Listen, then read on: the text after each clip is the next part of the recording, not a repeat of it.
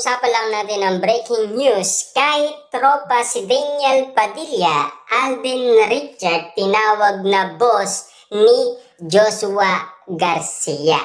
Anong masama doon? Na alam naman natin guys, spotted na nagkita na si Joshua Garcia at Alden Richard, diba? At alam naman natin, magkaibigan din naman si Joshua Garcia at Daniel Padilla. Dahil matalik nga naman kasi silang magkaibigan. Pero, dahil nga naman guys, usap-usapan kung ano ang mangyayari. Ika nga kasi guys ng mga Katden fans, kung sino man ang magtangkang magpartner umano kay Catherine Bernardo, sinisigurado nila na talagang ikakalat nila or sisirain sila. Grabe nga naman kasi guys ang mga Katden fans. Dahil ang gusto nilang i-partner kay Catherine, walang iba kundi si Alden Richard lang. Pareong dumalo sa Sinihan Festival sa Santa Rosa, Laguna sina Alden Richard at Joshua Garcia. At makikita ang video na kung saan ay kumakanta si Joshua at kilig na kilig. Masayang masaya ang mga taga Santa Rosa, Laguna. Sabi nga, ramdam na ramdam ang mainit na pagtanggap ng mga taga Laguna kay Joshua. Lalo na nung inubad niya ang kanyang suot na polo at inagi sa audience, ha? Bongga, diba? Swerte naman ng nakakuha ng polo dahil suot mismo yun ni Joshua Garcia.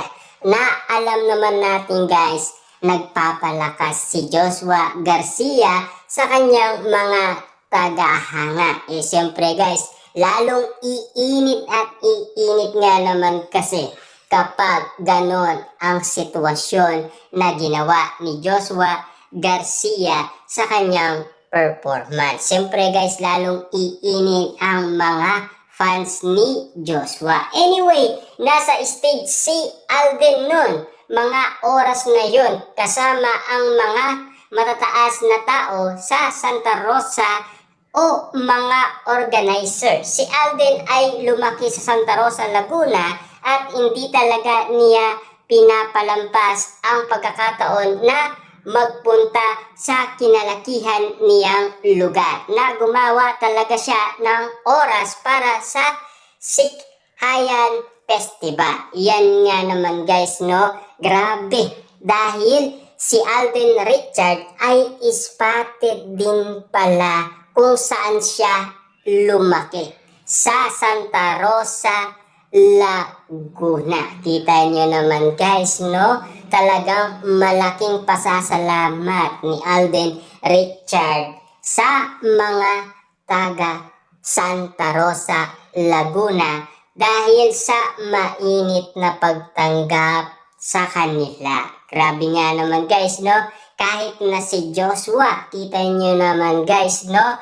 Marami ang kinikilig na mga audience dahil sa kanyang ginawa. Maaga pa nga lang ay makikita na agad si Alden na pumaparada kasama ang mga taga Santa Rosa. At siyempre, masayang masaya ang mga taga Santa Rosa nang batiin ni Joshua si Alden. Uy, si Alden pala ito. Oh, ay boss, kamusta? Sabi ni Joshua kay Alden.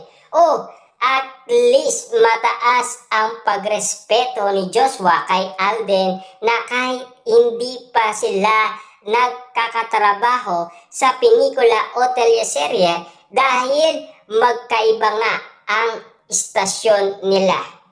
Umiral pa rin ang pagrespeto, ha? At alam naman natin na si Joshua ay tropang-tropa rin ni Daniel Padilla, ha? At si Joshua nga, marami ang nagsasabi na para rin siya si Alden sa itsura, sa kilos. Kita nyo naman guys, no? napakalupit ng ginawa umano ni Joshua Garcia para kay Alden Richard na tinawag niyang boss. Dahil sa ginawa niya, nirespeto siya ng mga Kakden fans dahil binawi nila ang sinabi nila kay Joshua Garcia na kung sino man ang magbabalak na makapartner si Catherine Bernardo. Na alam naman natin, tropang-tropa din yan ni Catherine Bernardo, si Joshua Garcia. Si Joshua Garcia kasi noong siya ay nakapasok sa bahay ni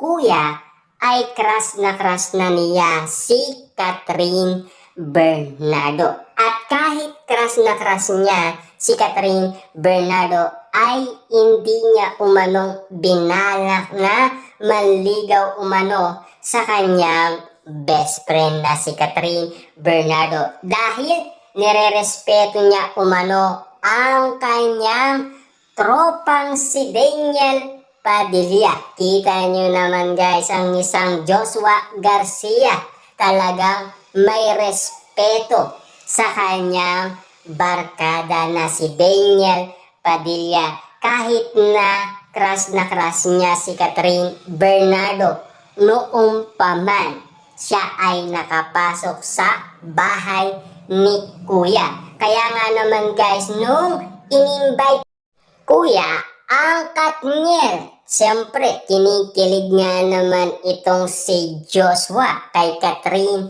Bernardo dahil makikita niya ang kanyang crush na si Catherine Bernardo.